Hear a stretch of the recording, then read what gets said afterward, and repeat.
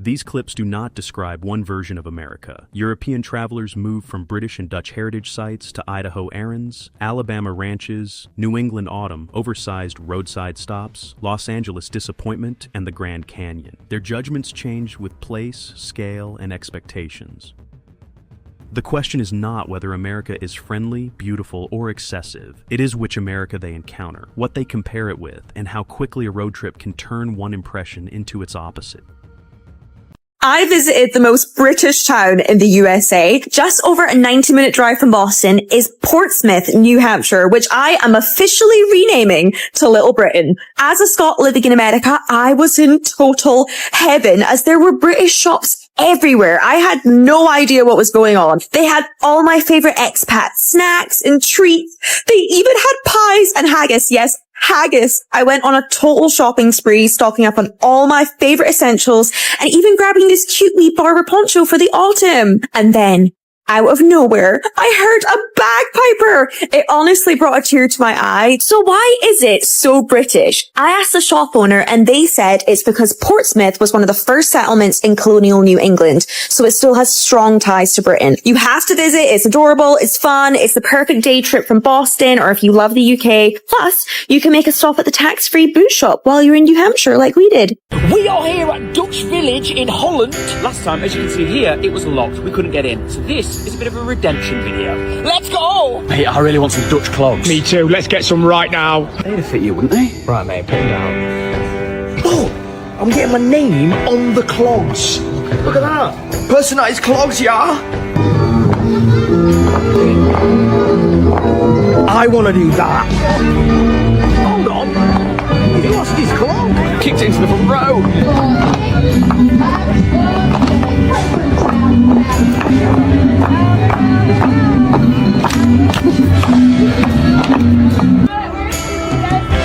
Here we go. Whoa! No, no, no! No! Not high! No! No! Right! Ah! What the? Stop! I feel like I'm going to throw up. You like that? No. You need to go down that, in them, right now. Cannot go down that. Do it. Really? Get down there, in them. In clogs? Yes. I've got to get it in the shoe. Yeah, go on, in you go. No. Mate, this is mental.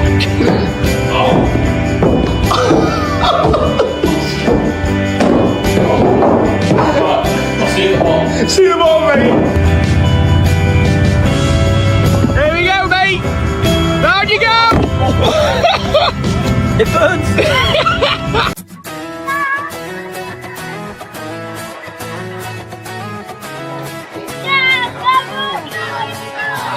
I'm British. Go get on the bed.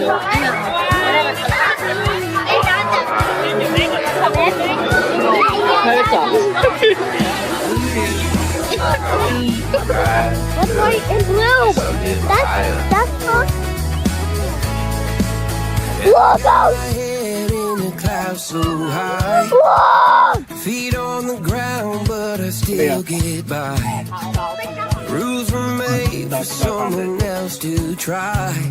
Portsmouth and Holland look like the same kind of nostalgia, but their histories are different. Portsmouth's official history dates settlement to 1623, while Holland, Michigan was founded by Dutch immigrants in 1847. That matters. One traveler is reading surviving colonial links, the other is entering a place that actively packages immigrant heritage. In both cases, European familiarity becomes a shortcut into a much larger American story. I'm currently staying in a very small town in Idaho, and I have a few things to say as a big city girl. First of all, who is going to tell me how convenient it is to live in a small town? I had to go and run some errands. I had to go to the FedEx office, I had to go to the post office, I had to get groceries, I had to do other things. Tell me why it took me about an hour to literally go to like 5 different places. There was no line to like wait anywhere. Everything is so nearby. It's literally like a 5-minute drive into town. People are so nice. Everyone's so helpful. Everyone's just like saying hi.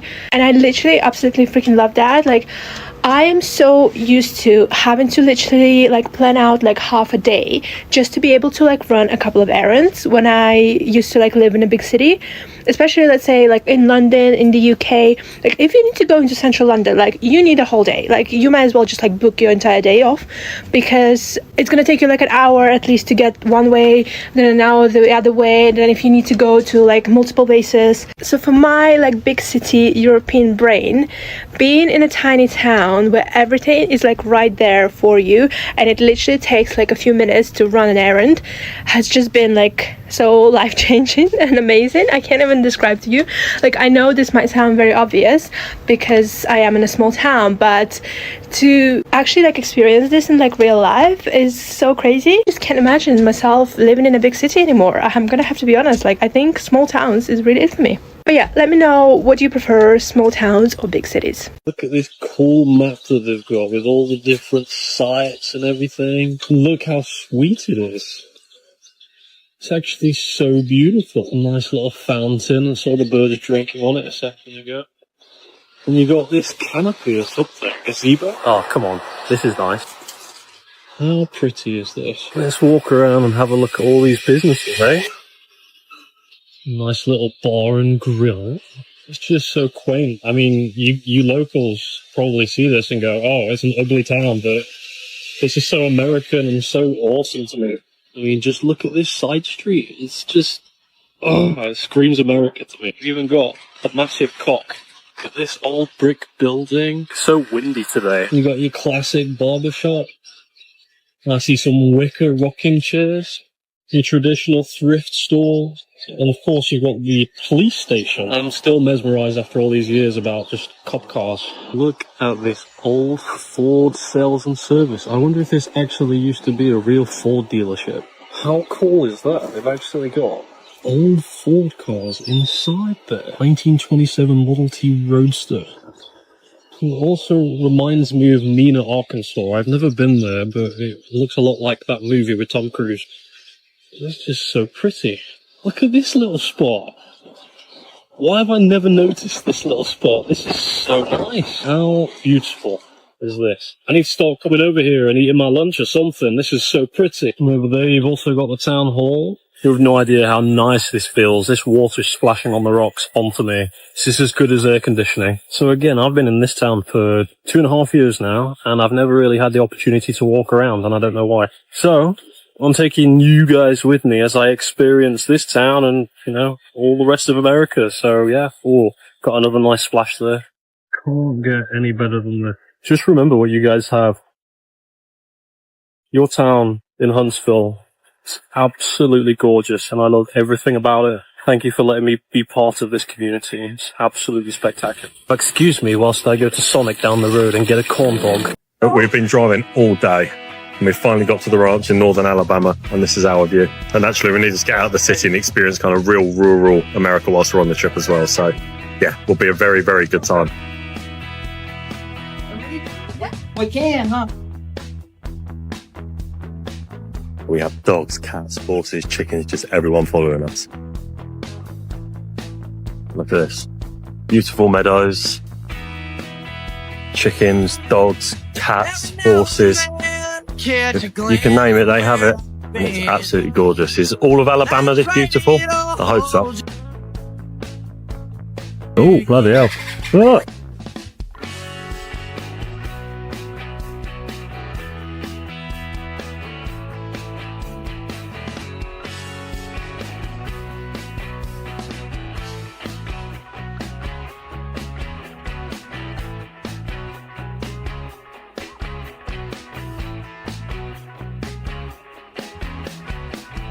Hey, I know we're kind of like in the middle of nowhere right now, but do you guys have a bathroom by chance? Because I need to tinkle. No, I'm sorry, we don't. But if you need to go, you could just squat anywhere. Nobody's out here, you know, no one's gonna see you. Just squat anywhere. Like, anywhere? What am I supposed to wipe with? The leaves? Yeah, just squat anywhere and like, you don't have to use a leaf. You know, you just squat, pee, and drip, drip, drip, and you're good. What in the hell is wrong with these country people? The Idaho errands, the Alabama ranch, and the walk through a familiar-looking main street all produce the same reaction. Less congestion feels like more time, and casual friendliness becomes part of the appeal. But the bathroom exchange shows the trade-off. Rural norms can also feel radically unfamiliar. Census 2020 data says 20% of Americans live in rural areas, so this is a real part of the country, not the whole of it. America, you have outdone yourself. I've just experienced fall for the first time in America, but I was in North Carolina. Everyone said, Josh, wait till you get to Boston. Here I am. This is incredible. The colours are so beautiful. Look at this. I'm just running around kicking leaves. This is the best. Oh, there's a ball. I found a tennis ball. There is literal leaves bigger than me head. That is a literal work of art. I've never seen a red tree in my life, but I have now. Red trees! Look how cute this little red leaf is. Oh! This is the best day ever. I feel like I'm in a Disney movie. Look at all the colours. This is the best. Look. I'm sorry. This real-size Christmas tree is just in the street. I'm sorry. This is incredible. This is the final straw. I'm moving to America. This is the most beautiful thing ever. I can't even get my words out. I'm so excited. I'm up with the early bird. This is a strange bird. That's it. Turns out to be an American blackbird. They just sit on the stalks of corn out there. And look, I've just seen chickens in the front yard of this very beautiful, traditional-looking house. Here's a lovely chicken coming to say hi to me. Hello, young lady. I don't want them to come too near this big road, so I'm going to run on. They are beautiful little chicks, big chicks. I've been told about these, but I've never seen one. It's a sand crane. It's huge. There's a whole lot of world out there, and I like to take the time whenever possible to stop and take a little bit of it in. Wherever you are, I hope you have a great day. Remember, yes, you can. I'm going to go explore a bit more of the world. See you again. Thanks for coming with me on my adventure.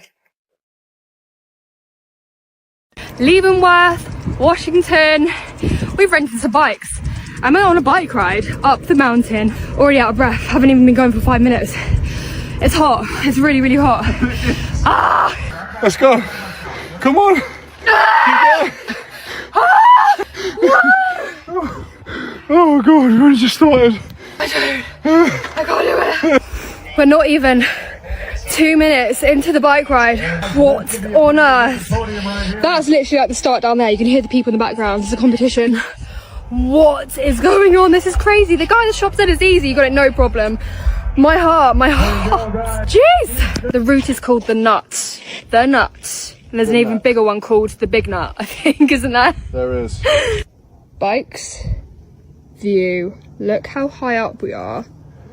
That was the most intense thing I've ever done in my life. So we're on our way down. This honestly I think is a lot more harder coming down in a way. It's a lot scarier and it's a lot sketchier. Oh God, I can't even describe to you how scary this is going down, but we gotta get down somehow. When we say sketchy, this is what we mean. Okay, beautiful view, but we have to cycle over this. Can you see how thin that path is? There's no way we're cycling that, James. We have to walk. That was the hardest thing I've ever done in my life. You cried?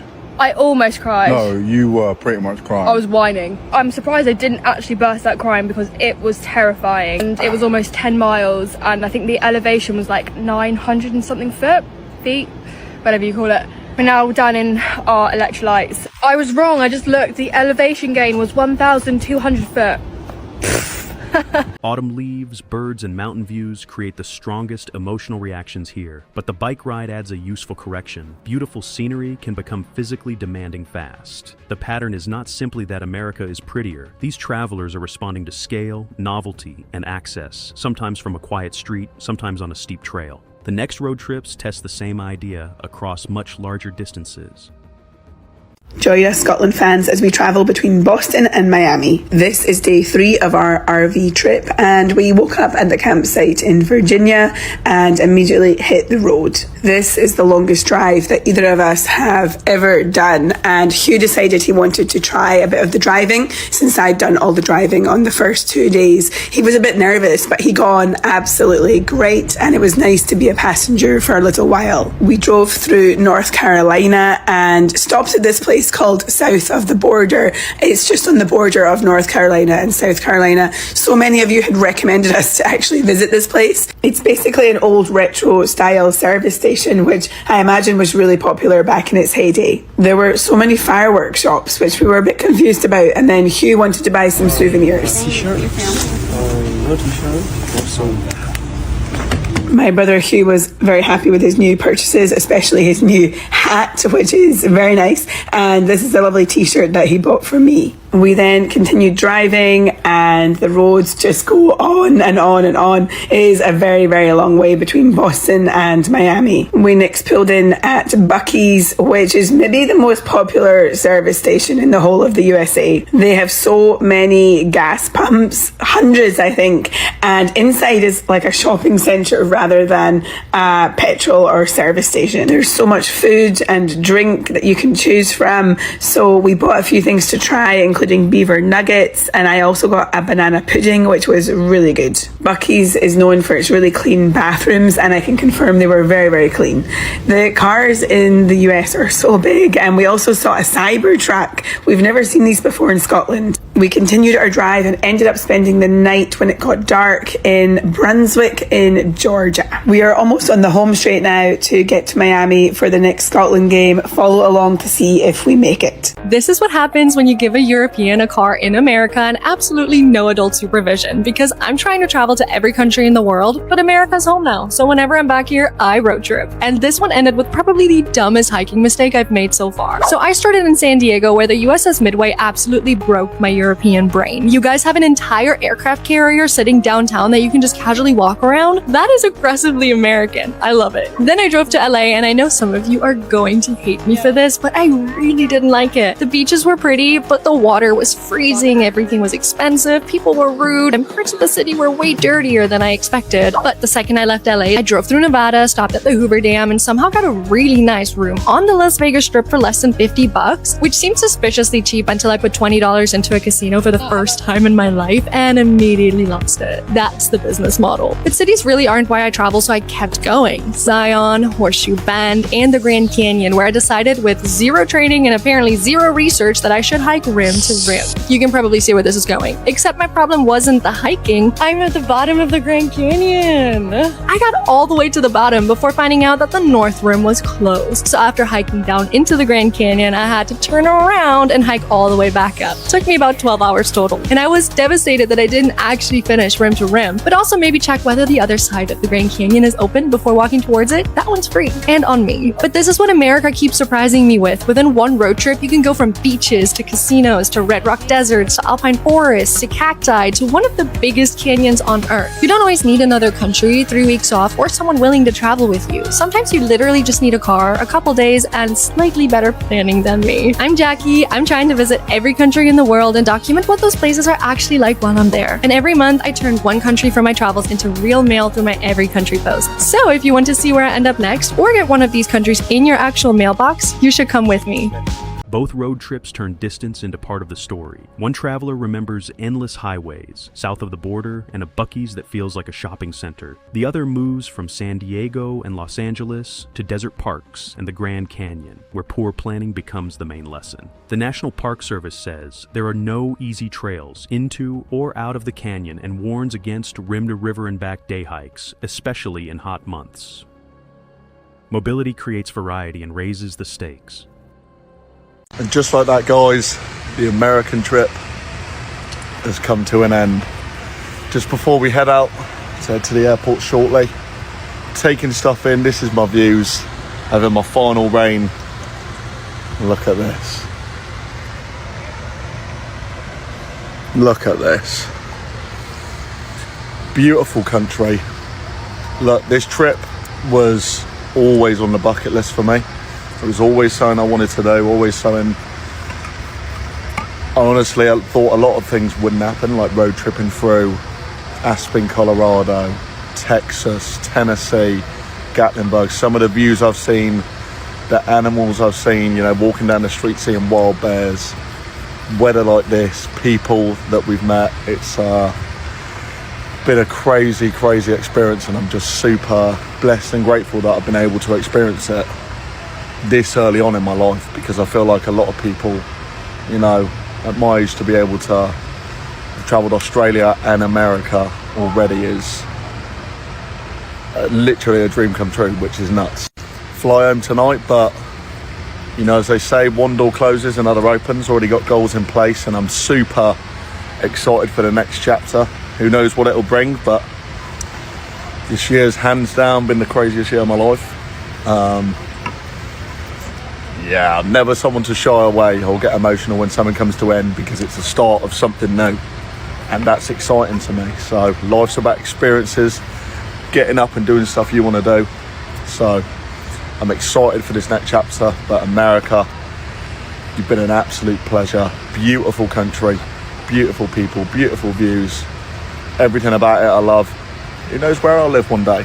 Might be here, might be somewhere else, but I've been blessed to be able to say I've done it, and to end it like this, win-win. Taken together, the strongest pattern is not a single verdict on the United States, but the speed at which the verdict changes. Heritage towns can feel familiar, small communities can make daily life feel easier, rural customs can create culture shock, and nature can shift from effortless beauty to real physical risk. The road trip clips connect all of it. The same country can deliver Buc-ee's, Los Angeles, quiet ranches, and the Grand Canyon within one journey. The broadest positive conclusion is variety. The clearest warning is not to mistake one stop for the whole country. Thanks for watching.